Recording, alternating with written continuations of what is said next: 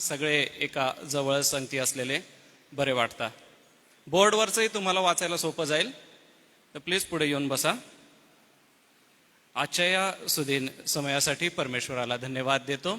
2.5 दिवसीय आपली कार्यशाळा आहे आणि या कार्यशाळेसाठी आपण सर्व या ठिकाणी जमलात. ख्रिस्त येशूमध्ये आपणा सगळ्यांचं पुन्हा एक वार स्वागत करतो. आपण प्रार्थना करूया आणि आजच्या या दिवसाला प्रभूचं सहाय्य मागूया. प्रार्थना करू.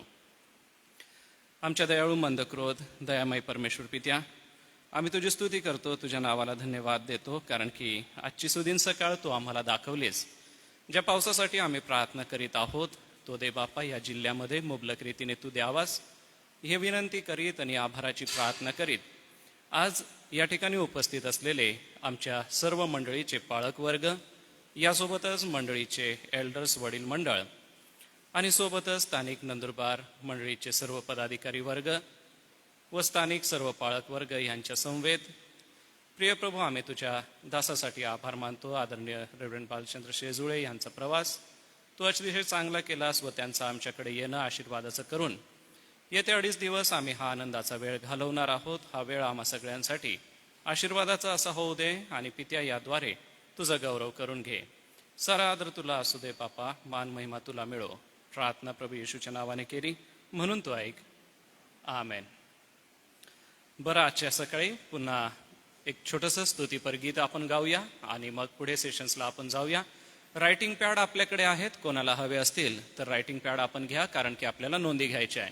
तर थोडा वेळ आपण आपल्या जागेवर उभं राहू आणि सर्वांचे परिचयाचं गीत आपण गाऊया. आज का दिन यहोवा ने बनाया है.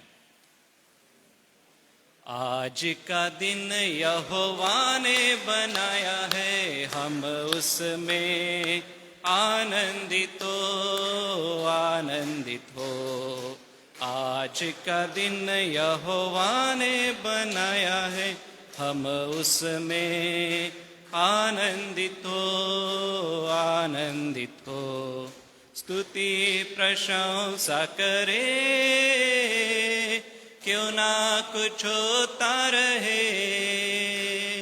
स्तुति प्रशंसा करे, क्यों ना कुछ होता रहे. उसको हम भाते रहे, चाहे जहां भी रहे. उसको हम भाते रहे, चाहे जहां भी रहे. आज का दिन यहोवा ने बनाया है, हम उसमें आनंदित हो, आनंदित हो. आज का दिन यहोवा ने बनाया है, हम उसमें आनंदित हो, आनंदित हो. बरं, थांबूया आपण. धन्यवाद. बसा आपण पवित्र शास्त्रातून स्तोत्रसंहिता 133 यामध्ये बंधूंचं एकत्र एकाने मिळणं याबद्दल सांगितलेलं आहे. त्याचं वाचन करणार आहोत. तर आपल्याकडे असलेल्या बायबलमधून स्तोत्रसंहिता 133 हे आपण काढू. स्तोत्रसंहिता 133 मी वाचतो. कृपा करून आपण आपल्या पवित्र शास्त्रात पहा. बंधूंच्या ऐक्याची धन्यता. दाविदाचे आरोहण स्तोत्र. पहा, बंधूने ऐक्याने एकत्र राहणे किती चांगले व मनोरम आहे. ते मस्तकावर ओतलेल्या अहरोनाच्या दाढीवर उतरलेल्या त्याच्या वस्त्राच्या काठापर्यंत ओघळलेल्या बहुमोल तेवलासारखे आहे. सियोन डोंगरावर उतरणाऱ्या हर्मोन पर्वताच्या दहिवरासारखे ते आहे, कारण तेथे परमेश्वराने आशीर्वाद म्हणजे अनंतकालिक जीवन देण्याचे ठरविले आहे. या वचनाला अनुलक्षून आम्हा सर्व बंधूंचं ऐक्याने एकत्र मिळून राहणं, सोबतच मंडळीच्या या गौरवी सेवा कार्यामध्ये जे आपण एल्डर्स आहात, आपलं ऐक्याने एकत्र सेवा करणं प्रभुदेव बाप आशीर्वादित करो. आज आम्हाला अतिशय आनंद वाटतो. या 2.5 दिवसीय कार्यशाळेसाठी सन्मान्य रेव्हरंड बालचंद्र शेजुळे पाळक साहेब आज आमच्यामध्ये उपस्थित झालेले आहेत. पाळक साहेबांचं गौरवी सेवा कार्य अनेक बायबल कॉलेजसाठी आणि पुण्यामध्ये असलेल्या चर्चसाठी आहे. पाळक साहेबांच्या या गौरवी सेवा कार्याला मी थोडक्यात वाचन करतो. पाळकसाहेबांच्या पत्नीचं नाव सुजाता आहे. पाळकसाहेबांचा मुलगा समर्पण आहे, जो सध्या USA मध्ये राहत असतो. पाळकसाहेबांची कन्या आहे सुसान्ना, ती PhD करते फिलिपाईन्समधून. सोबतच थिओलॉजिकल एज्युकेशन, मास्टर इन डिव्हिनिटी 98 ते 2000 UBS पुणे येथून पाळकसाहेब आपण केलेला आहे. सोबतच 2004 ते 2006 ह्या वेळेलामध्ये UBS पुणे या ठिकाणी लीडरशिप, इंडोपोलिश म्हणजेच आयटाउन USA मध्ये पाळकसाहेबांनी PhDचं शिक्षण केलेलं आहे आणि मिनिस्ट्री एक्सपिरियन्स 97 ते 18 सालापर्यंत सिनियर पास्टर म्हणून पाळकसाहेब आपण काम केलं. स्टेट कोऑर्डिनेटर म्हणून 2002 ते 2004 नाझरीन कंपॅशन मिशन ह्यामध्ये आपण सेवा केलीत. 2002 ते 2016 एज्युकेशनल कोऑर्डिनेटर म्हणून थिओलॉजिकल कॉलेजसाठी आपण सेवा केलीत. 2009 ते 2018 या सालामध्ये national coordinator Jesus film ministry, आपल्या सगळ्यांच्या परिचयाची आहे जीजस फिल्म मिनिस्ट्री, यामध्ये पाळकसाहेब आपण कोऑर्डिनेटर म्हणून सेवा केली. 18 ते 2019 ह्यामध्ये director superintendent north west India district या ठिकाणी पाळकसाहेब आपण सेवा केली. सांगायला आनंद वाटतो की विल्यम केरी ज्या चर्चचे होते त्या चर्चमध्ये आदरणीय पाळकसाहेबांनी पाळकीय सेवा केलेली आहे. 19 ते 22 फ्रीलान्सर आणि 22 सालामध्ये senior pastor of Canbury Baptist church Kolkata या ठिकाणी आपण सेवा केली. फ्रीलान्सर्स आणि 23rd state a small worship group पाळकसाहेबांनी तयार केलेला आहे, बिब्लिकल पॅटर्न, आणि ह्या पद्धतीचा जो पर्पज आहे तो 2024 पर्यंत आपण केला. आणि तेथून पुढे पुणे या ठिकाणी पाळकसाहेब आपण एक छोटा सुंदरसा चर्च निर्माण करून बायबल बेस, पवित्र शास्त्र आधारित शिक्षण देऊन त्या विश्वासणाऱ्यांना स्थिर करत आहे. सध्या युनियन बिब्लिकल सेमिनरी या ठिकाणी पाळकसाहेब लेक्चरर म्हणून विषय शिकवण्यासाठी जातात आणि जे पोस्टाद्वारे अभ्यासक्रम करतात त्यांच्यासाठी पाळकसाहेब संपूर्ण एक सप्ताहभराचं सेमिनार घेतात. एवढं चांगलं व्यक्तिमत्व आज आम्हाला लाभलेलं आहे. पवित्र शास्त्राचे गाडे अभ्यासक आज आमच्यामध्ये आहेत आणि आपल्या सगळ्यांच्या वतीने येशू चर्च नंदुरबार वतीने पाळकसाहेबांचं स्वागत करणं हे आपलं कर्तव्य आहे. आपल्या चर्चचे सिनियर पाळक आदरणीय डॉक्टर रेव्हरेंड JH पठारे पाळकसाहेब आहेत. मी पठारे पाळकसाहेब आपणाला विनंती करेन की आदरणीय आपले जे वक्ते आहेत रेव्हरेंड बालचंद्र शेजळे साहेबांचं आपण पुष्पगुच्छ देऊन स्वागत करावं. पाळकसाहेब ज्या वेळेला स्वागत करतील त्यावेळेला आपण टाळ्यांचा गजर करूया व सागर पाळक आपणाला विनंती करेल की आपण फोटो घ्यावेत. या पाळकसाहेब.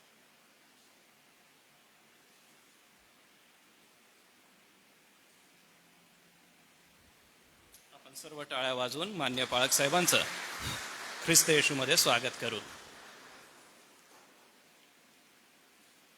धन्यवाद पाळकसाहेब. यासोबतच माझ्याकडे काही नावं आलेली आहेत. आता सगळ्यांची नावं मी वाचत नाही, परंतु ज्या गटाचे आहेत त्या गटाची नावं मी वाचतो. सेलिमपूर चर्च या ठिकाणाहून पंचमंडळ आलेलं आहे. आपण ख्रिस्त येशूमध्ये टाळ्या वाजवून त्यांचं स्वागत करूया. सोबतच दुसरे माझ्याकडे नावं आलेले आहेत. The evangelical alliance Christian church trust Nashik, Chinchpada church council, taluka Navapur, जिल्हा नंदुरबार. तर चिंचपाडा चर्च काउन्सिलमधून 13 लोकांची नावं आहेत. तर आपलं येणं प्रभूने आशीर्वादित केलं, त्यांच्यासाठी देखील आपण टाळ्या वाजवूया. सोबतच रेव्हरंड प्रभुदास गावित आणि त्यांच्यासोबत 11 पाळक लोक आहेत आणि पंचमंडळ आहे. चिंचपाडा चर्च काउन्सिल आपलं देखील ख्रिस्त येशूमध्ये स्वागत करतो. टाळ्या वाजवूया त्यांच्यासाठी. नवापूर उच्छल हा विभागातून ते आहेत. सोबतच पिंपळोद येथून देखील सुरेश पाळक साहेब आहेत. त्यांच्यासोबत 6 पंचमंडळ आणि पाळक लोक आलेले आहेत. ख्रिस्त येशूमध्ये आपलं आम्ही टाळ्या वाजवून स्वागत करतो. आणि फिलाडेल्फिया चर्चमधून 4 पाळक लोकांची नावं आलेली आहेत. आपलं देखील ख्रिस्त येशूमध्ये स्वागत आहे. येशू चर्च नंदुरबारचे सर्व सन्मान्य पाळक वर्ग, येशू चर्च नंदुरबारचे सर्व वडील मंडळ आणि पंचमंडळ आपलं देखील ख्रिस्त येशूमध्ये स्वागत आहे. या व्यतिरिक्त कोणी चर्चचं राहिलं असेल तर मला सांगा, जेणेकरून आम्हाला त्यांची नोंद घेता येईल. तर कोणी असेल तर आपण सांगा.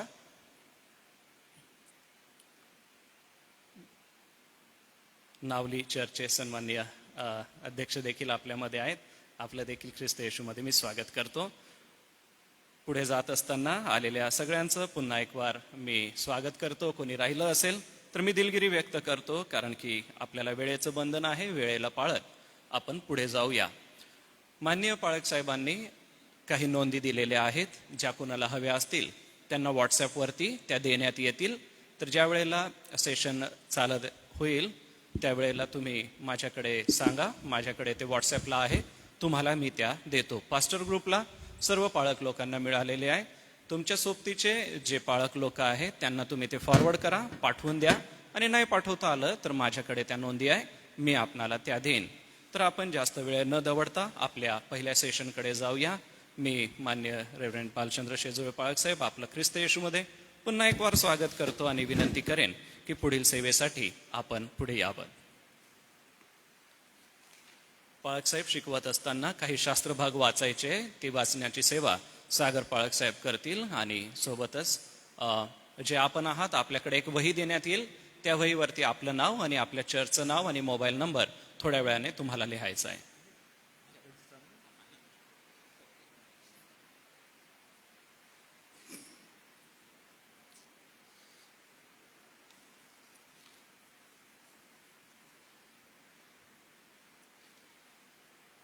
सर्वांना ख्रिस्तात सलाम. मी प्रथम देवाचे आभार मानतो. सोबतच SAM चर्च मॅनेजमेंट टीम यांचे देखील मी आभार मानतो की त्यांनी मला ह्या सेवेसाठी पाचारण केलं.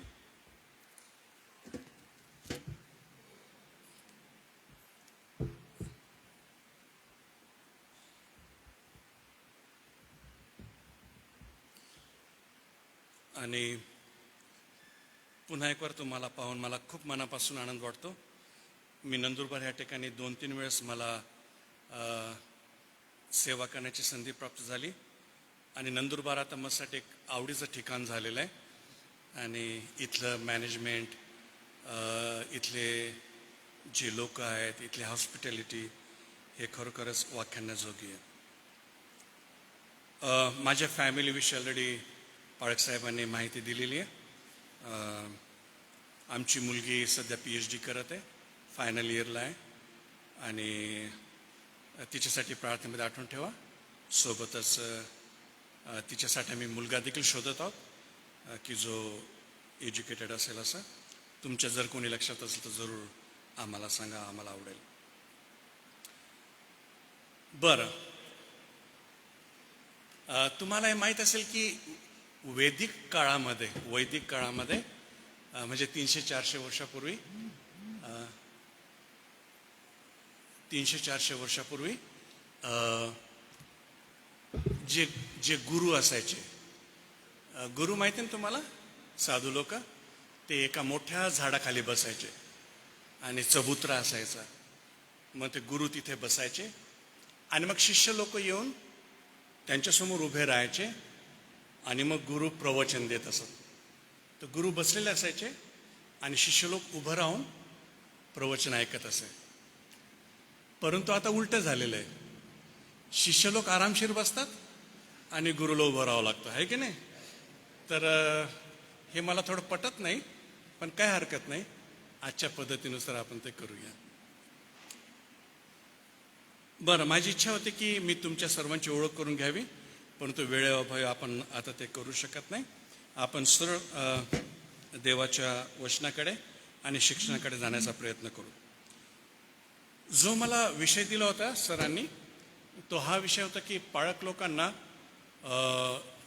सर्मन्स कसे तयार करावे याच्यावरती जास्त जोर दिला होता. ते निश्चितच आपण करणार आहोत, परंतु माझी इच्छा आहे की त्याच्या अगोदर काही फाउंडेशन्स ले करावे, म्हणजे त्याच्यावरती मग बिल्टअप करता येईल. आणि म्हणून आजचा दिवस आपण 2 गोष्टीविषयी शिकणार आहोत. एक, कारण बायबलचे सर्वात मोठे 3च विषय आहेत.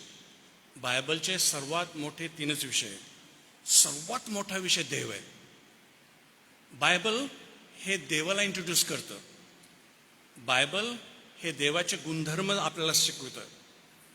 बायबल हे देवाचे ॲट्रिब्यूट्स आपल्याला शिकवतं. बायबल हे देवाला काय आवडतं आणि काय नाही आवडत हे शिकवतं. बायबल देवाची इच्छा काय आहे हे सांगतं. आणि म्हणून बायबलचा सर्वात मोठा विषय देव आहे, आपण नाही आहेत. ठीक आहे.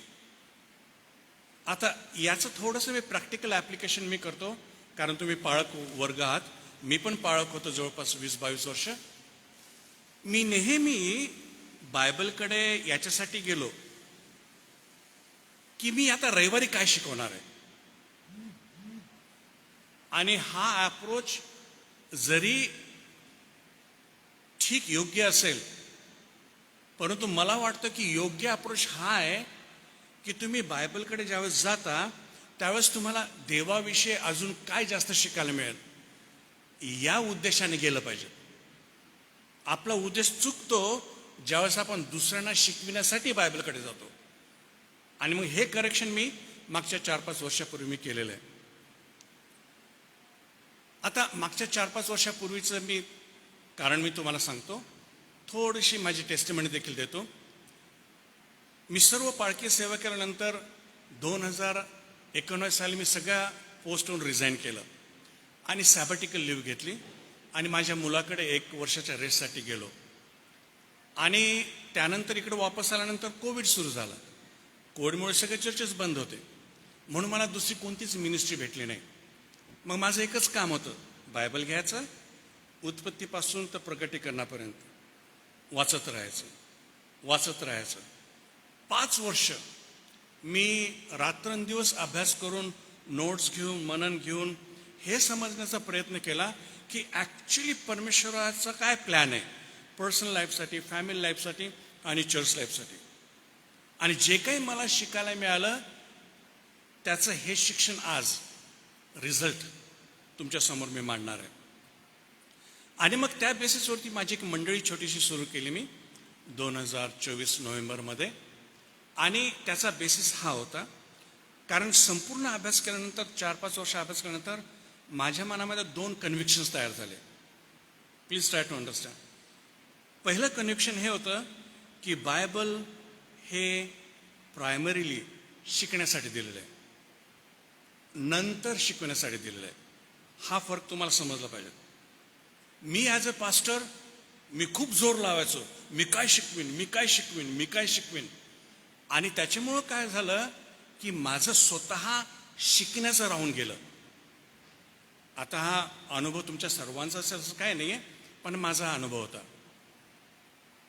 दुसरं कन्व्हिक्शन हे होतं की जर मला पूर्ण बायबल माहीत नाही आहे, म्हणजे बायबलचा प्रत्येक पुस्तक जर मला माहीत नाही आहे तर मला बायबलच माहीत नाही आहे.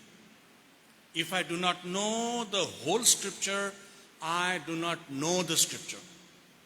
कारण ॲज अ पास्टर मी काय करायचो, ह्या रविवारी रोमकरसपत्रातून, पुढच्या रविवारी मत्त्यात घुसायचो, त्याच्या पुढच्या रविवारी स्तोत्रामध्ये घुसायचो, त्याच्या पुढच्या रविवारी प्रगटीकरणात घुसायचो, त्याच्या पुढच्या रविवारी मग उत्पत्तीत घुसायचो. आणि सगळा गोंधळ चालायचा. ना मला पूर्ण बायबल कळालं, ना माझ्या मंडळीला पूर्ण बायबल कळालं. आणि ही समस्या सगळीकडे आहे. ॲज अ पास्टर मी माझ्या मंडळीला कधीच पूर्ण बायबल शिकवला नाही.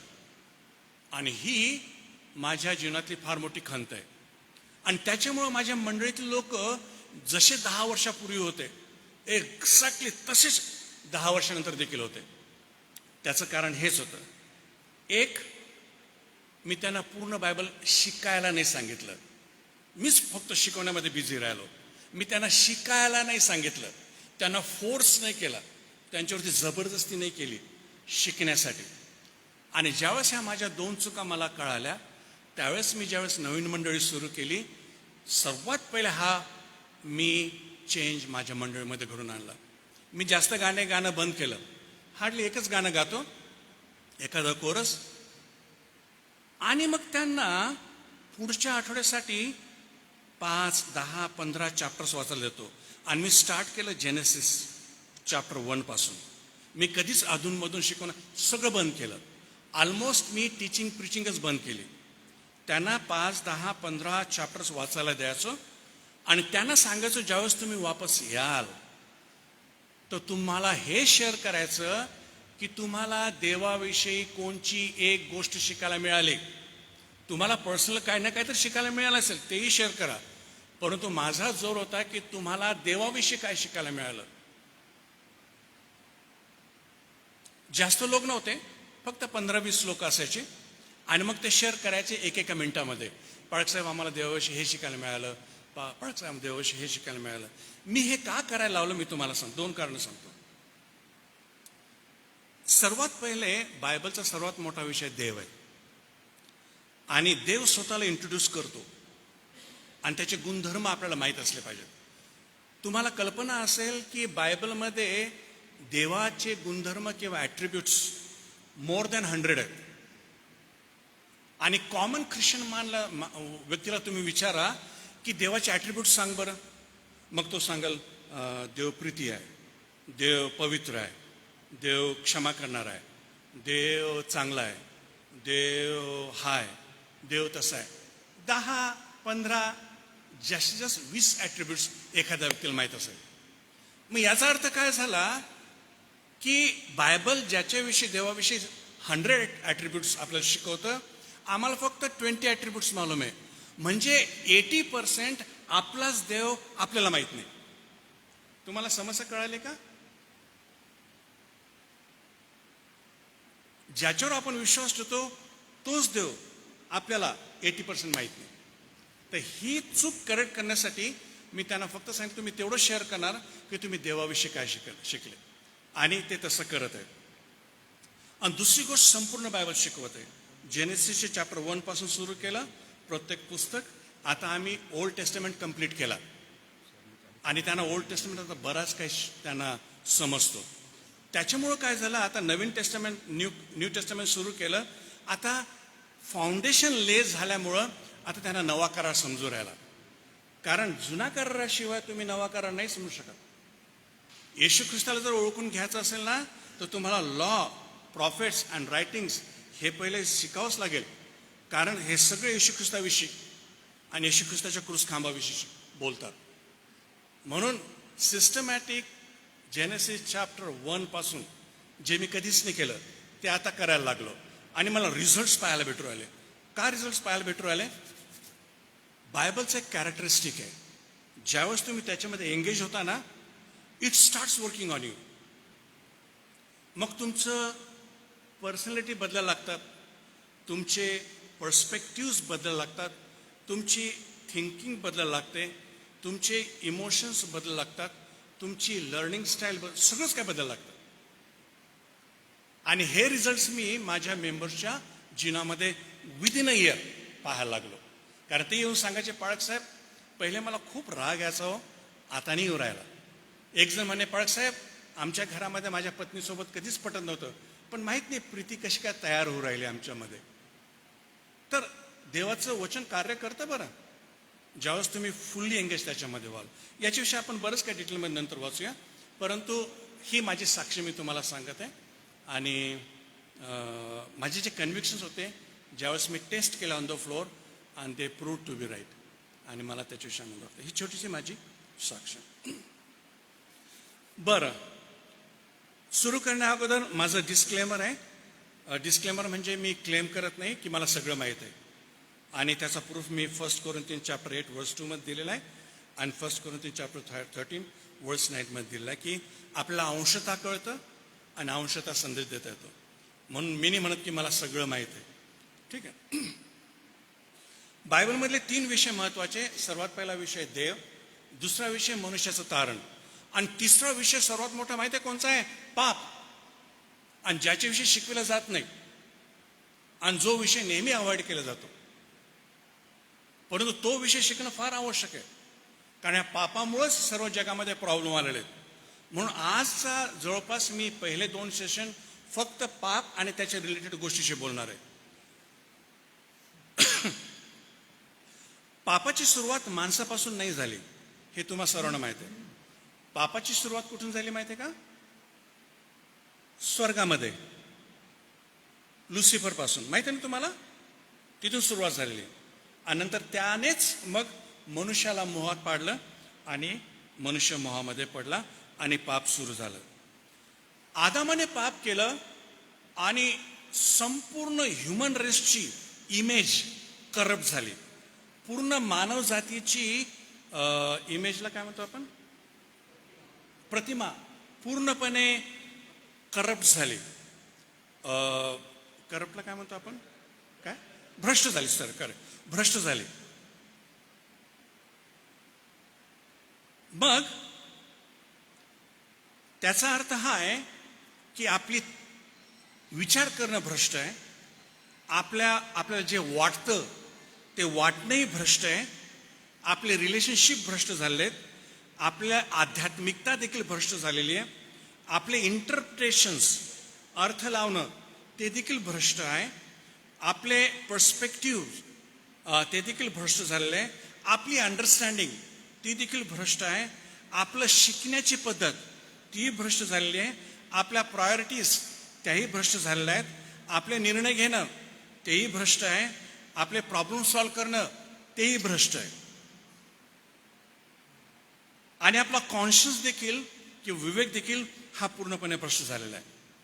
हे सगळे पापाचे परिणाम आहेत.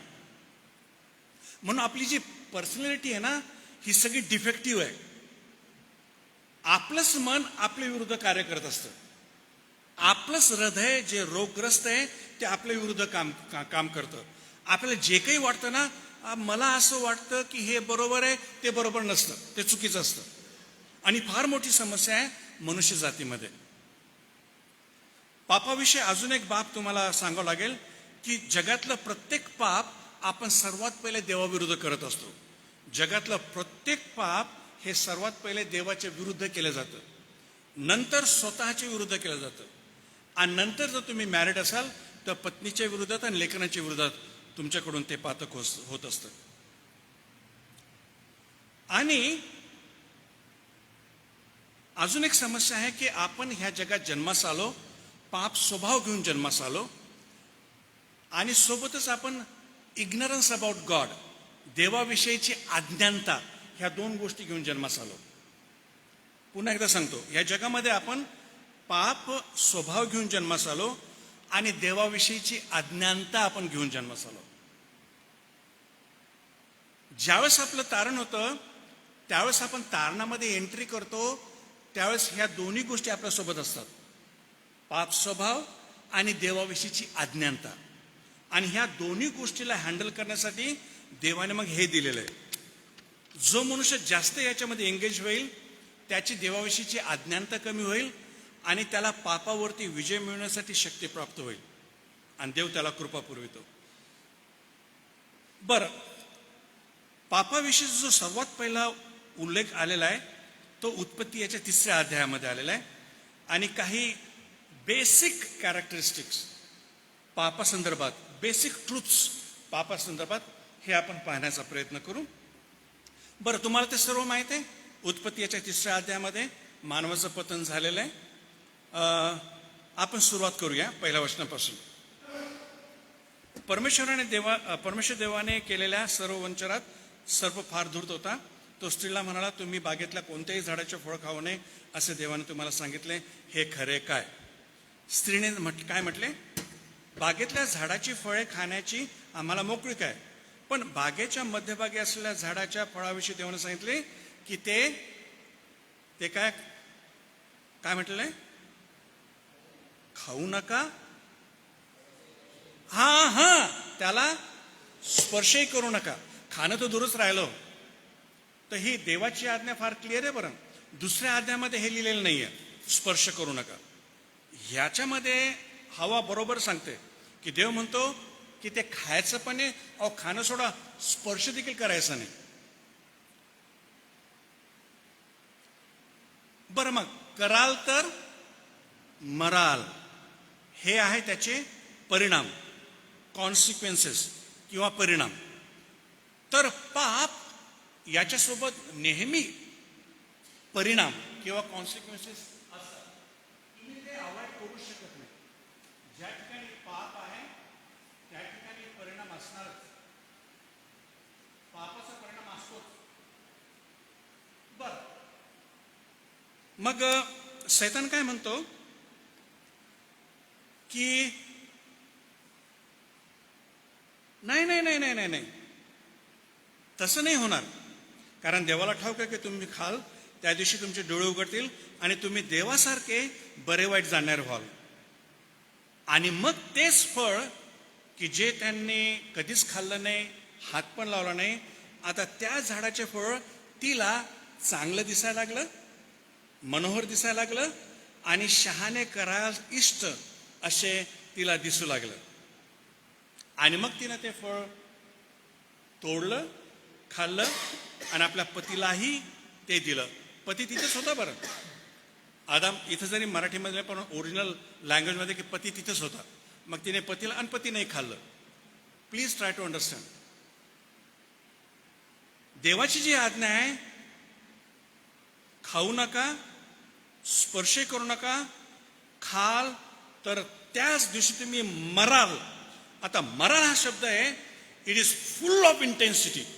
याच्यामध्ये जबरदस्त इंटेन्सिटी आहे की मराल म्हणजे तुम्ही सार्वकालिक जीवनासाठी मराल असं त्याचा अर्थ आहे. इंटेन्सिटी, परिणामाची इंटेन्सिटी फार आहे.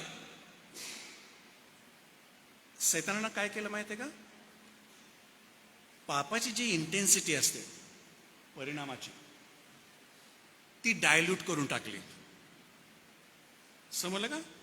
ती सॉफ्ट करून टाकली. नाही नाही नाही, तुम्ही मरणार नाही, उलट ते मग देवासारखे व्हाल आणि देवासारखं बरं वाईट जाण्यासारखं तुम्ही व्हाल. आता ज्यावेळेस परिणामाची इंटेन्सिटी कमी झाली ना, मग पाप करायला इझी जातं. हे सत्य समजून घ्या. मी का सांगत आहे? कारण जगामध्ये आजकाल पाप किती भयंकर आहे याच्याविषयी नाही सांगितलं जात. पापाला हातच नाही लावत. आणि आता अशा काही डॉक्ट्रिन्स बाहेर येऊ राहिल्या की ज्याच्यामुळे पाप करायला सोपं जातं. लोकांना काही कठीण वाटत नाही बरं. मी तुम्हाला 2-3 उदाहरण देतो. सर्वात पहिले हे शिकवलं जातं आणि सगळे खोटे शिक्षक करतात बरं. खोटे शिक्षक हे सांगतात की नाही नाही नाही नाही, देव फार दयाळू आहे, देव फार प्रेमळ आहे, देव फार चांगला आहे, देव पापाची क्षमा करणार आहे, देव आपली प्रकृती समजतो आणि देवाला आपल्याविषयी खूप काळजी आहे.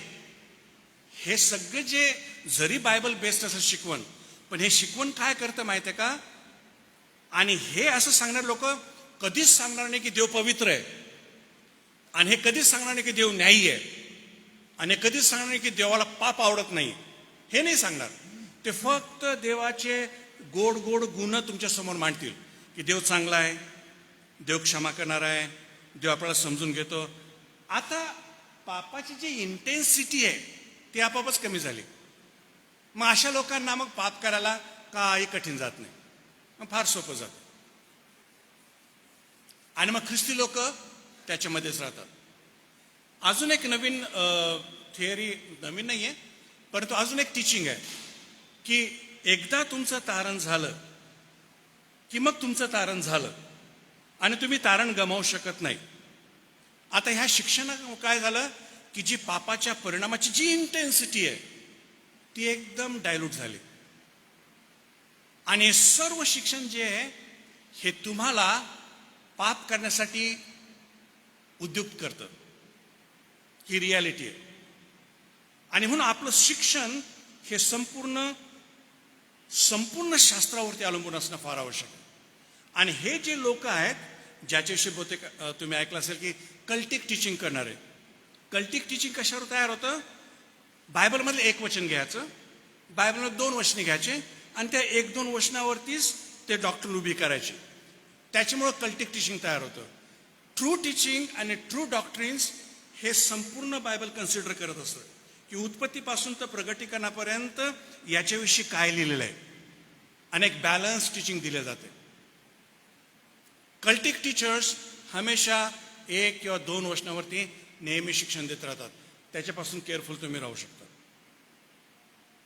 बरं, आता तुम्हाला माहित आहे की त्यांनी फळ खाल्लं आणि देव खाली आला. असंच आहे ना काहीतरी, देव खाली आला आणि मग तो काय म्हटला? देव काय म्हटलं?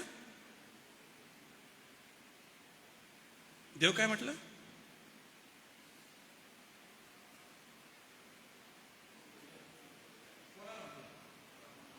कोणाला म्हटलं? आदामा. फळ कोणी तोडलं? हवेने ना. आणि देव कोणाला म्हणत आहे? कुठे आहेस तू? आदामाला म्हणत आहे.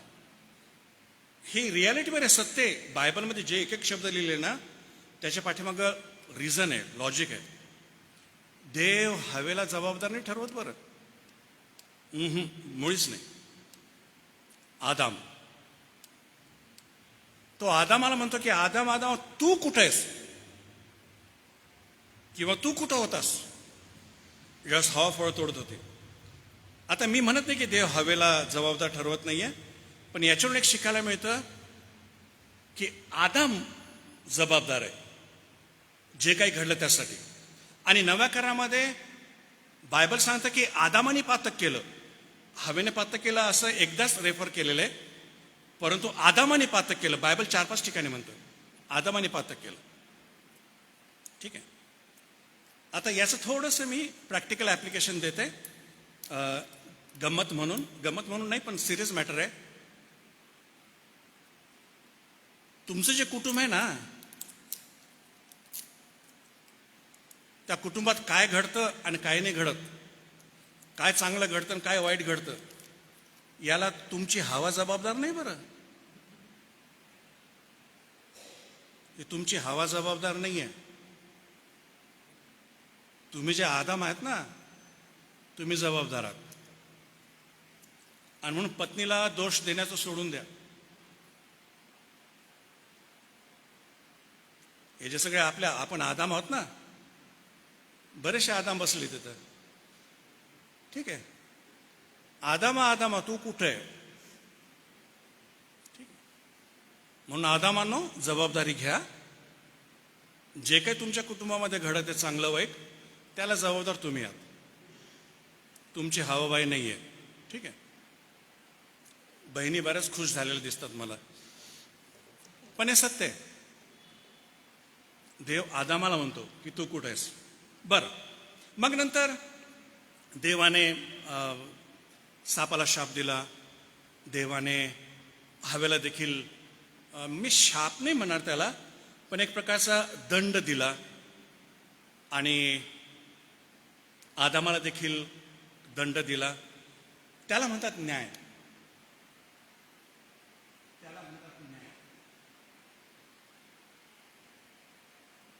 पाप म्हटलं की परिणाम आलाच आणि देवाचा न्याय आलाच. हे तुम्ही एस्केप नाही करू शकत. याच्यातून सुटका नाही होऊ शकत. तुम्ही पाप केलं की पापाचे परिणाम पण भोगावे लागतील आणि देवाचा न्याय देखील भोगावा लागेल. कारण जर आपण देवाची विरुद्ध पाप करतो तर देवाला त्या पापाचा न्याय करावाच लागेल. हे आध्यात्मिक सूत्र आहे. We cannot escape. आणि म्हणतात ना मार्केटमध्ये एक के ऊपर एक फ्री, इथं एक के ऊपर दो फ्री आहे. परिणाम आणि न्याय, आणि याच्यातून सुटका नाही होऊ शकत.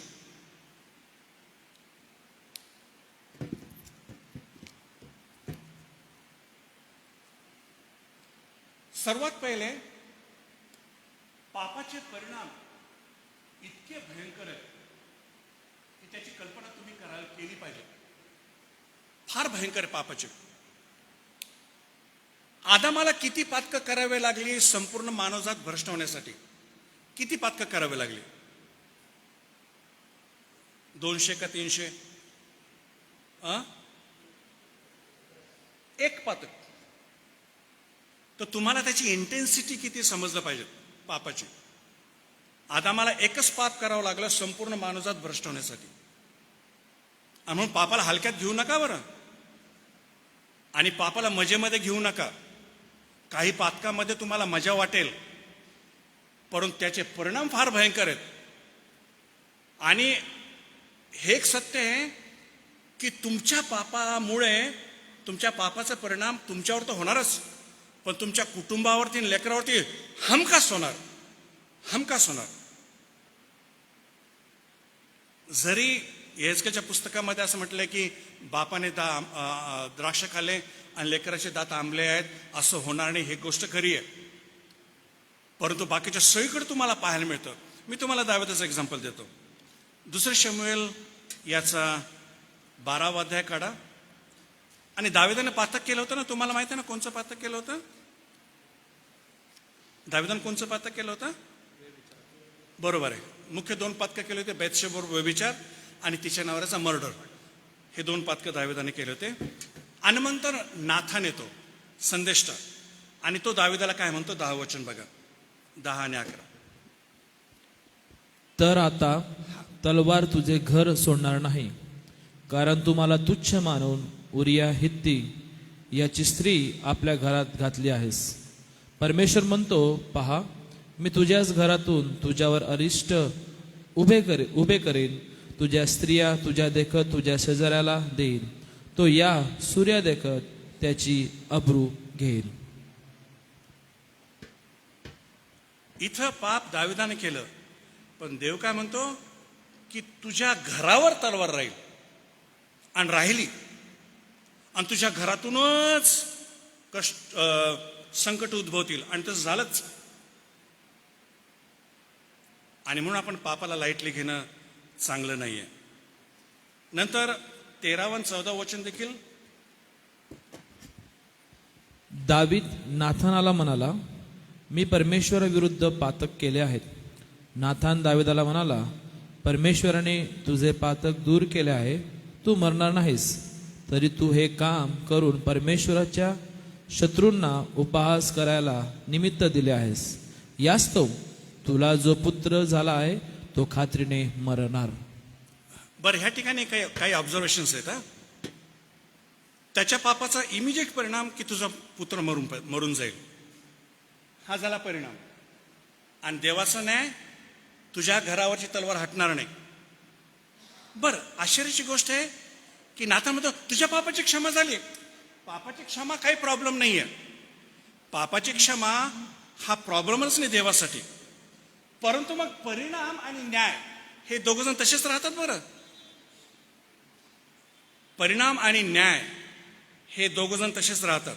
पापाची क्षमा काही प्रॉब्लेम नाहीये, पण त्याचा परिणाम की मूल मरून जाईल आणि तुझ्या घरावरची तलवार हटणार नाही.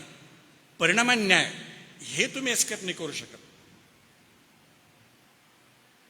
आणि खेदाची गोष्ट की पापाच्या भयंकरतेविषयी नाही शिकवलं जात. मी कदाचित क्वचितच ऐकलं असेल कुठं. बरं, एक सिंपल प्रश्न विचारतो, टीझिंग टाईपचं. दाविदाने किती वेळ घेतला पश्चाताप करण्यासाठी? एक कॅल्क्युलेशन करत अंदाज किती वेळ घेतला असेल? म्हणजे तो म्हटला ना की मी देवाविरुद्ध पातक केलं, हा झाला त्याचा पश्चाताप. तर किती वेळ घेतला? पातकानंतर किती वेळ घेतला असेल? करेक्ट. का वर्षभर? कारण मुलगा झाला ना, नंतरच नाथान आला. मुलगा झाल्यानंतर ते 5-6 दिवसांनी 1-2 आठवड्यानंतर आला असं. म्हणजे देवाने दाविदाला 1 वर्ष संधी दिली होती बरं आत्मपरीक्षण करण्याची. मैं राजा हूं, मैं कुछ भी कर सकता हूं. ठीक है, कुछ भी कर सकता हूं, लेकिन त्याचे परिणाम होणारच आणि न्याय होणारच. आणि म्हणून दाविदाने जवळपास 1 वर्ष घेतलं. आणि ज्यावेळेस नाथान आला आणि त्याला ताडण केलं, त्यावेळेस मग ते डोळे उघडले आणि म्हणतो मी पातक केलं. नाथान ठीक आहे ना, तू मरणार नाही, पापाची क्षमा झालेली आहे, काही प्रॉब्लेम नाही, पण त्याचे परिणाम आणि न्याय.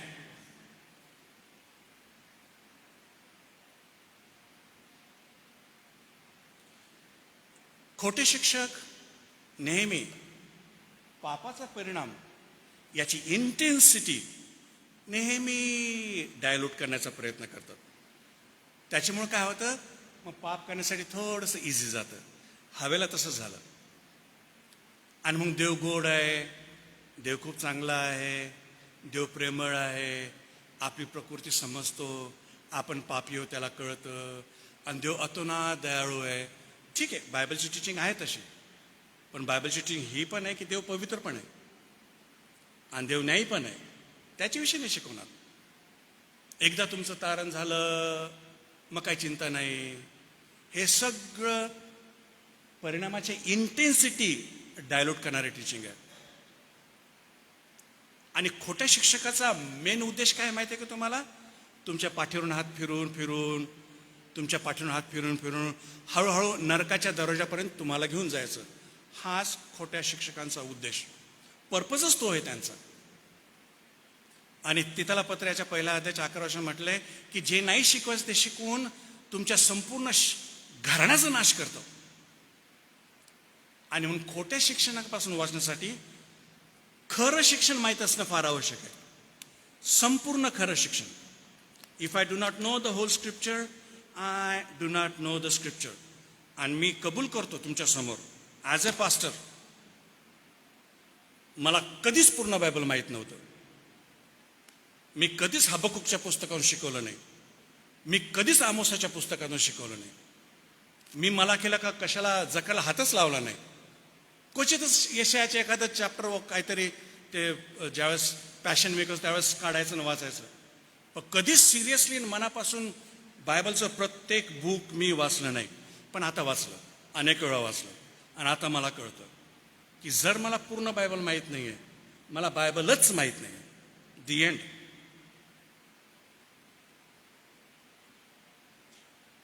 पूर्ण बायबल माहीत असलं तर तुम्हाला तुमचा देव कळतो. पूर्ण बायबल माहीत असलं तर तुमचा जो डॉक्ट्रिन्स असतो, तो फेथ असतो, तो वेल बॅलन्स असतो. तुम्हाला जर पूर्ण बायबल माहीत असलं तर तुम्ही तुमच्या लेकरांना शिकवू शकता. बरं, तुम्हाला जर पूर्ण बायबल माहीत असलं तर राईट टीचिंग आणि रॉंग टीचिंग याच्यामधला फरक कळतो. आणि जे माना हलवणारे ख्रिश्चन आहेत ना, प्रत्येक टीचिंगला माना हलवतात, त्यांना बायबल माहीत नाही आहे. सर्व प्रकारचे कल्टिक टीचिंग फॉलो करणाऱ्या लोकांना बायबल माहीत नाही आहे. ही रियालिटी आहे. ठीक आहे, आता आपण सगळेजण पाप स्वभाव घेऊन जन्मास आलो आणि इग्नरन्स अबाउट गॉड घेऊन जन्मास आलो. आणि नंतर मग असा एक वेळ येते की कोणीतरी आपल्याला येऊन सुवार्थ सांगतं आणि मग त्या सुवार्थेवर विश्वास होतो. आता समस्या ही आहे की सुवार्थ ही खरी पण आहे आणि सुवार्थ ही खोटी पण आहे. दोन प्रकारच्या सुवार्थ आहे. आणि म्हणून ॲज अ पास्टर माझी इच्छा आहे की तुम्हाला क्लिअर कट अंडरस्टँडिंग असली पाहिजे की what is the true gospel. सत्य सुवार्थ काय आहे आणि त्यालाच धरून राहायला पाहिजे. कारण तुम्हाला सांगतो, जगामध्ये खोटी सुवार्ता खूप पसरलेली आहे आणि लोक चुकीच्या सुवार्थेवरती विश्वास ठेवत आहे. You must know what is the true gospel. तर आपण रेफरन्सेस घेणार आहोत. मत्ती याचा पहिला अध्याय आणि 21 वचन. मत्ते 1:21. तिला पुत्र होईल आणि त्याचे नाव तू येशू असे ठेव, कारण तोच आपल्या प्रजेला त्यांच्या पापापासून तारेल. ठीक आहे. तुमचा जो साऊंड आहे थोडासा हामिंग जास्त येऊ राहिला. थोडा ट्रेबल जर वाढवला किंवा बास जर कमी केला तर फार बरं होईल. ठीक आहे. त्याच्यामध्ये असं म्हटलंय की तू त्याचं नाव येशू ठेव. येशू या शब्दाचा अर्थ आहे तो त्याच्या लोकांना पापापासून तारेल. येशू म्हणजे पापापासून तारणारा. नेक्स्ट वर्स, लूक 2:11. लूक 2:18. मग ऐकणारे सर्व जण त्या मेंढपाळांनी सांगितलेल्या गोष्टीवर आश्चर्यकारक चकित झाले. 2:11. आज दाविदाच्या नगरात कोण जन्मलेला आहे? तारणारा तारणारा जन्मला आहे. तर तो ख्रिस्त प्रभू आहे. त्याच्या अगोदर म्हटलंय की मी तुम्हाला जगातली सर्वात मोठ्या आनंदाची बातमी, सर्वात मोठ्या आनंदाची बातमी मी तुम्हाला सांगतो. स्वर्गदूत मेंढपाळाला म्हणतात ती ही की आज दाविदाच्या नगरात काय तारणारा. येशू ख्रिस्ताची खरी आयडेंटिटी एकच आहे, तो म्हणजे तारणारा येशू ख्रिस्त आहे. पापापासून तारणारा आणि मोठ्या आनंदाची बातमी आहे. Next, look 15:10. त्याप्रमाणे पश्चाताप करणाऱ्या एका पापी माणसाबद्दल देवाच्या दूतासमोर आनंद होतो, हे मी तुम्हाला सांगतो. एक पापी व्यक्ती ज्यावेळेस पश्चाताप हा शब्द लक्षात ठेवा बरं. ज्यावेळेस एक पापी व्यक्ती पश्चाताप, आणि पश्चातापावरती जबरदस्त जोर आहे बायबलमध्ये. फक्त विश्वास नाही, पश्चाताप. आणि काही खोटे शिक्षक काय करतात, नाही या वचनात दिलेलं आहे फक्त येशूवरती विश्वास ठेवा, दी एंड. अरे ते 1-2च वचन आहेत तसे बाबा, बाकीचे 60-70 वचन पश्चातापाविषयी सांगत आहेत, तर ते नाही सांगणार. एक पापी व्यक्ती ज्यावेळेस पश्चाताप करतो तर स्वर्गामध्ये काय होतं, स्वर्गदूत आनंद करतात. लूक 24:47. 24:47. आणि एरुसलेमेपासून आरंभ करून सर्व राष्ट्रांना त्याच्या नावाने पश्चाताप व पाप क्षमा घोषित करण्यात यावे. बरं, येशू ख्रिस्त म्हणतो घोषणा करा, सुवार्तेची घोषणा करा. पण घोषणा करणं म्हणजे काय, त्या ठिकाणी आहे की घोषणा याची करा की येशूच्या नावामध्ये पश्चाताप आणि पाप क्षमा आहे. पश्चाताप आणि पाप क्षमा. जर तुमच्या सुवार्तेमध्ये पश्चाताप आणि पाप क्षमा नाही, तुम्ही सुवार्ताच सांगितली नाही, ती सुवार्ताच नाहीये. योहान कृष्णवर्तमान याचा 1:29. योहान 1:29. 29. दुसऱ्या दिवशी येशूला आपणाकडे येताना पाहून तो म्हणाला, हा पहा जगाचे पाप हरण करणारा देवाचा हा कोकरा. पहा जगाचे पाप हरण करणारा देवाचा कोकरा. येशू ख्रिस्ताची ओळख ती आहे. येशू ख्रिस्त तारणार आहे, पाप हरण करणार आहे. पण त्यासाठी पश्चातापाची फार गरज आहे बरं. आणि बरेचसे लोक पश्चातापाशिवाय सुवार्ता गाजवतात की जी खरी सुवार्ता आहेच नाही. प्रेषिताची कृत्ये 13:30. प्रेषित 13:30. अज्ञानाच्या काळाकडे देवाने डोळे झाक केली, परंतु आता सर्वांनी सर्वत्र पश्चाताप करावा अशी तो माणसांना आज्ञा करतो. शब्द समजून घ्या बरं. अज्ञानाच्या काळाविषयी, तारणाच्या अगोदर अज्ञान होतं, परंतु आज्ञाच्या काळाविषयी डोळे झाक करून आता देव आज्ञा करते सर्वांनी पश्चाताप करावा. कारण पश्चाताप केल्याशिवाय तुमच्या अज्ञान हे कधीच ज्ञानामध्ये बदलू शकत नाही. पश्चाताप इज अ मस्ट. त्यानंतर 1 कोरिंथ 1:22-23. 1 कोरिंथ 1:22-23. कारण यहुदी चिन्हे मागतात व हेलेनी ज्ञानाचा शोध करतात. आम्ही तर वधस्तंभावर खेळलेला ख्रिस्त गाजवतो. या यहुद्यांना अडखळण व हेलेन्यांना मूर्खपणा असा आहे खरा. संत पौल म्हणतो की यहुदी चिन्ह मागतात, चिन्ह, चमत्कार, हे हिलिंग, हा. आणि हेलिन लोक ज्ञान मागतात, ज्ञानाच्या मागे चालले. आम्ही तेही मागत नाही, तर आम्ही काय गाजवतो माहिती आहे का, वधस्तंभावरचा ख्रिस्त. That is the true gospel. तुमच्या गॉस्पलमध्ये, सुवार्तेमध्ये जर वधस्तंभावरचा खेळला ख्रिस्त नाहीये, तुम्ही मिस केली सुवार्ता, तुम्ही चुकीची सुवार्ता सांगितलेली आहे. त्याच्या पुढचं वचन घेऊया. 1 कोरिंथ 2:2 वचन. 1 कोरिंथ 2:2. कारण येशू ख्रिस्त म्हणजे वधस्तंभावर खेळलेला येशू ख्रिस्त, याच्याशिवाय मी तुमच्या बरोबर असताना दुसरे काही जमेस धरू नये असा मी ठाम निश्चय केला. संत पौल म्हणतो मी निश्चय केला की येशू ख्रिस्ताच्या क्रूसाविषयी मी काहीच जमेस धरणार नाही. त्याने काय टीच केलं, त्याने काय प्रीच केलं, ठीक आहे. त्याने काय चमत्कार केले, त्याने काय हे केलं, ते सगळं ठीक आहे. परंतु क्रूसावरचा ख्रिस्त हाच जमेस मी धरेन. त्यानंतर गलतीकरस पत्र याचा 1:8 वचन. गलती 1:8. परंतु जी सुवार्ता आम्ही तुम्हाला सांगितली तिच्याहून निराळी सुवार्ता आम्ही सांगितली किंवा स्वर्गातून आलेल्या देवदूतांनी सांगितली तरी तो शापभ्रष्ट असो. जो क्रूसावरचा ख्रिस्त सोडून आणि पश्चाताप सोडून आणि पाप क्षमा सोडून जो कोणी सुवार्थ सांगेल, तो स्वर्गदूत जरी असला तरी तो शापभ्रष्ट असो, तो शापित व्यक्ती आहे. गलती 3:1. गलती 3:1. अहो बुद्धिहीन गलतीकरांनो, वधस्तंभावर खेळलेला येशू ख्रिस्त ज्यांच्या डोळ्यापुढे वर्णन करून ठेवला होता, त्या तुम्ही सत्याचे पालन करू नये म्हणून तुम्हाला कोणी भुरळ घातली. तुम्हाला कोणी भुरळ घातली? अरे तुमच्या समोर आम्ही चांगला पेंट करून ठेवला होता, क्रूसावरचा ख्रिस्त तुमच्या डोळ्यासमोर, तुम्हाला कोणी भुरळ घातली, त्याला सोडून दिलं तुम्ही. आणि मग अशा येशू ख्रिस्ताच्या मागे लागले, जो चिन्ह चमत्कार करणार आहे, हिलिंग करणार आहे, त्याच्या मागे तुम्ही लागले आणि क्रूसावरचा ख्रिस्त दिला सोडून तुम्ही. मूर्ख म्हणतो, मूर्ख गलतीकरांनो, हे शब्द आहेत बरं. 2 Peter chapter 3 verse 9. दुसरे पेत्र 3:9. कित्येक लोक ज्याला विलंब म्हणून म्हणतात, तसा विलंब प्रभू आपल्या वचनाविषयी करत नाही, तर तो तुमचे धीराने सहन करतो. कोणाचा नाश व्हावा अशी त्याची इच्छा नाही, तर सर्वांनी पश्चाताप करावा अशी आहे. आता हे वचन फार महत्वाचं आहे. देवाची इच्छा आहे की सर्वांनी पश्चाताप करावा आणि कोणाचा नाश होऊ नये. ही देवाची सर्वात पहिली इच्छा आहे, सर्वात मोठी इच्छा, की कोणाचा नाश होऊ नये तर सर्वांनी पश्चाताप करावा. आणि यालाच ह्या वचनात देवाचं हार्टबीट म्हटलेलं आहे. आता हार्टबीट माहिती आहे तुम्हाला, हृदय कसं स्पंदन होतं, आकुंचन पावतं आणि प्रसरण पावतं, आहे ना. एक्झॅक्टली त्याप्रमाणे कोणाचा नाश होऊ नये, सर्वांनी पश्चाताप करावा. कोणाचा नाश होऊ नये, सर्वांनी पश्चाताप करावा, हे देवाचं हार्टबीट आहे.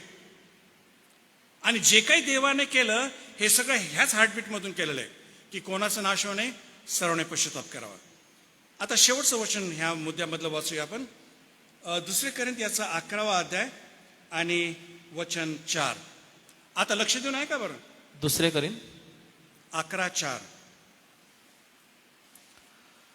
कारण जर कोणी येऊन ज्याची आम्ही घोषणा केली नाही अशा अन्य येशूची घोषणा करतो. अन्य येशू, ज्या येशूची आम्ही घोषणा केली त्याच्या व्यतिरिक्त एक वेगळाच येशू.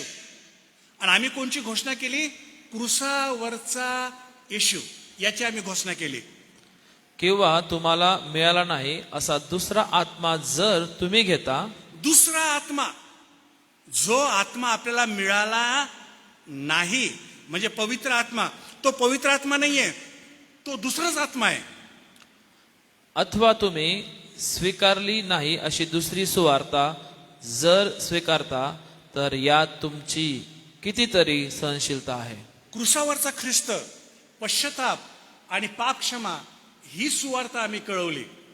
आणि ते सोडून लोक दुसरी सुवार्ता.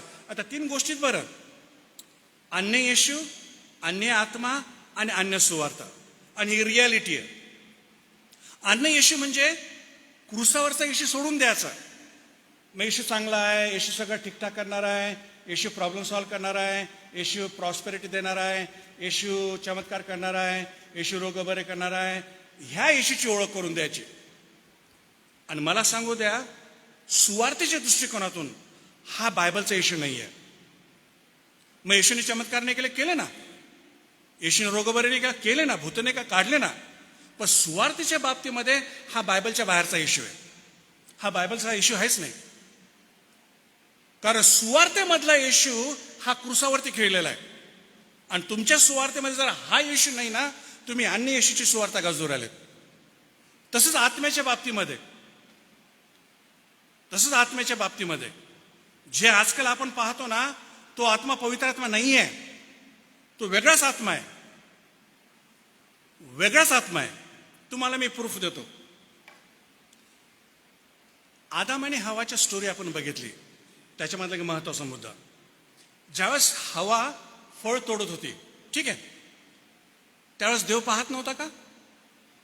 पाहत होता का देव? हो की नाही? मग देवाने तिचा हात का नाही मागं ओढला? की ओरडून का नाही, नको नको करू, असं का नाही म्हटलं? का नाही म्हटलं? का? हो, सांगितलं होतं ना, पण देवाने का नाही तिचा हात मागं ओढला? आज्ञा दिली खाऊ नको. देवाने आपल्या सर्वांना आचार विचार स्वातंत्र्य दिलेलं आहे. हा सिद्धांत फार मोठा आहे बरं. त्याला फ्री विल म्हणतात. आवडी निवडीचं स्वातंत्र्य दिलेलं आहे. देवाने आज्ञा नेमून ठेवलेल्या आहेत. आता तुला करायच्या का नाही करायचं तू ठरव. करशील तर त्याचे परिणाम पण आहे, न्याय पण आहे. आणि म्हणून देवाने तिचा हात मागे निवडला. कारण देव आपल्या फ्री विल मध्ये इंटरफेअर करत नसतो, कधीच नाही. देव आपल्या चॉईसेसमध्ये कधीच इंटरफेअर करत नाही. देवाने सांगून ठेवलं काय करायला पाहिजे काय नाही करायला पाहिजे, काय राईट आहे काय रॉंग आहे, काय चांगलं आहे काय वाईट आहे, हे देवाने सांगून ठेवलं. वचन ऐक, मनन कर आणि त्याप्रमाणे वाग. बरं, तुमच्यामध्ये असं कोणी बसलेलं आहे का की जीवनामध्ये तुम्ही पाप करत होते आणि देवाने तुमचा हात मागे ओढला? असं कधी झालं का? कधीच नाही झालं. तुला काय करायचं कर. आणि हे फ्री विल फार महत्वाचं आहे. बरं हे झालं देवाच्या संदर्भामध्ये. आता सैतानाकडे येऊया. मग सैतानं असं केलं का? फळ तोडलं आणि ते हवेच्या हातात दिलं आणि खा असं केलं का? सैतान देखील आपल्या फ्री विलमध्ये इंटरफेअर करू शकत नाही. Please try to understand. कारण चुकीचं शिक्षण देणारे काय म्हणतात की सैतान तुमच्या मागं लागलेला आहेत, तुमच्या घरामध्ये सगळे प्रॉब्लेम सैतानामुळे चाललेत, चर्चेसमध्ये प्रॉब्लेम सगळे सैतानामुळे चालले, आणि त्यांना काहीच माहीत नाही की फ्री विल म्हणजे काय आणि बायबल काय शिकवतं. हे सगळे खोटे शिक्षक आहेत. सैतान कधीच तुमच्या फ्री विलमध्ये इंटरफेअर करू शकत नाही. हा, दुष्टात्मा करू शकतो. बरं, तुम्हाला ते गरसे करायचं भूतग्रस्त माहिती आहे का? काय गदरे करायचं का गरसे करायचं, काय शब्द आहे तो? हा, गणेशराचं काय तर. त्याची काय स्थिती होती? तो नग्न असायचा, बरोबर आहे की नाही? आणि तो कुठे राहायचा? कबरेमध्ये राहायचा. आणि तो काय करायचा? स्वतःला दगडाने ठेचून घ्यायचा, बरोबर आहे? आणि मग डोंगरामध्ये पळत राहायचा. आता लक्ष द्या, त्याची इच्छा नव्हती का की मी कपडे घालावे म्हणून? होती ना. त्याची इच्छा नव्हती की मी कुटुंबामध्ये जावं म्हणून? होती ना. पण त्याच्या टोटल फ्री विल वरती दुष्टात्म्याने काय केलं होतं? काबू केला होता. त्याच्या इच्छेवरती, त्याच्या डिसिजन्सवरती, त्याच्या फ्री विल सगळं काबू सैतानाने केला होता. म्हणजे याने दुष्टात्म्याने केला होता. आता लक्षात द्या बरं, दुष्टात्मा तुमच्या सर्व ऍक्टिव्हिटीवरती काबू करतो, तुमच्या इच्छेवरती, तुमच्या डिसिजन्सवरती. पवित्र आत्मा कधीच तुमच्या फ्री विल वरती काबू करत नाही. पुन्हा एकदा सांगतो, पवित्र आत्मा कधीच तुमच्या फ्री विल वरती काबू करत नाही. तुम्हाला तो जखडून टाकत नाही. आणि म्हणून मी म्हणतो की जे आजकाल म्हणतात की पवित्र आत्मा आला आणि माझा तोल सुटला आणि मी खाली पडलो आणि मी काय बोलू राहिलो मला कळून नाही राहिलं, this is not the holy spirit. हा पवित्र आत्मा नाहीच आहे. कारण पवित्र आत्मा कधीच आपल्या अवयवावरती काबू करत नसतो. मी पडलो, काहीतरी झालं, मला कळत नाही, आउट ऑफ कंट्रोल झालो, हे चिन्ह पवित्र आत्म्याचे नाही आहे. आणि म्हणून संत पौल म्हणतो की वेगळाच इशू, वेगळाच आत्मा आणि वेगळीच सुवार्थ.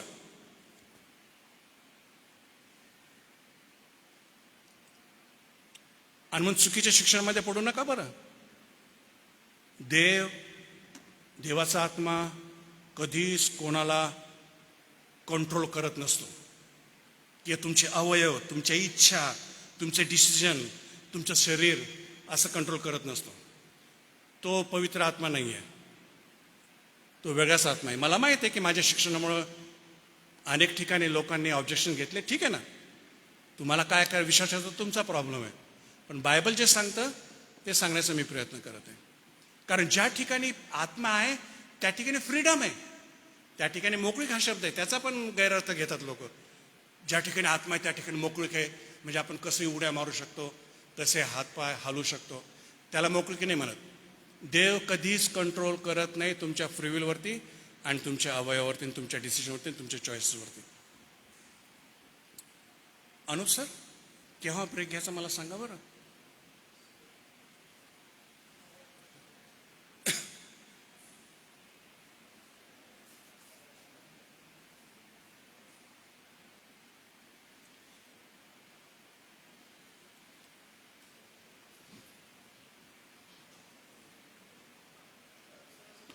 हा,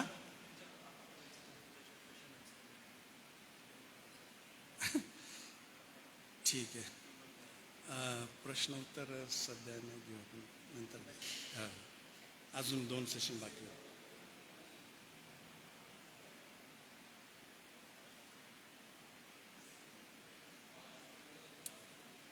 तर ट्रू गॉस्पलचा संबंध कशाशी बघा. पाप, पश्चाताप, क्रुसावरचा येशू ख्रिस्त आणि रिपेंटन्स आणि पापक्षमा, पश्चाताप आणि पापक्षमा.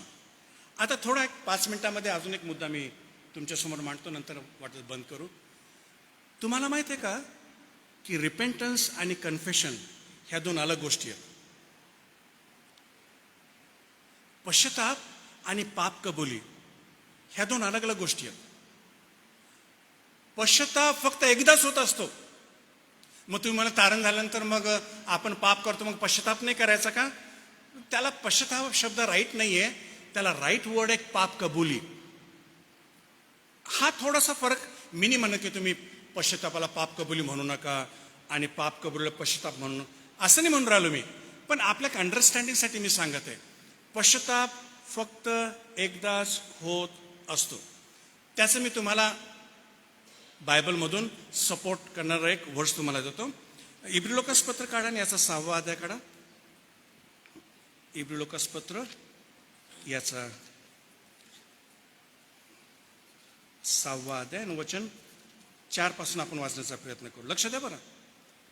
कारण ज्यांना एकदा प्रकाश मिळाला, म्हणजे ज्यांचं तारण झालं आणि ज्यांनी स्वर्गीय दानाची रुची घेतली आणि जे पवित्र आत्म्याचे वाटेकरी झाले आणि त्यांनी देवाच्या सुवचनाची येणाऱ्युगाची रुची घेतली, ते जर पतित झाले तर त्यांना पश्चाताप होईल, असे त्यांचे पुन्हा नवीकरण करणं अशक्य. हा सपोर्ट देते.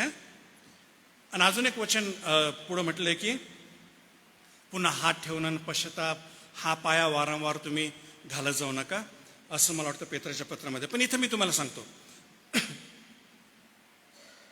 एकदा व्यक्तीने खरी सुवार्थ ऐकली आणि पश्चाताप केला. पश्चाताप फक्त एकदाच होत असतो, नंतर त्याची जर्नी सुरू होते आध्यात्मिक जीवनामध्ये. त्याच्याकडून पाप होणार नाही का? होईल ना, काय हरकत नाही. पण त्याला राईट शब्द आहे पाप कबुली. हा थोडा फरक तुम्ही समजून घेण्याचा प्रयत्न करा. कारण का, पुन्हा पाप केल्यानंतर पुन्हा त्याचं नवीनीकरण होऊ शकत नाही. आता एक्झाम्पल मी सांगतो.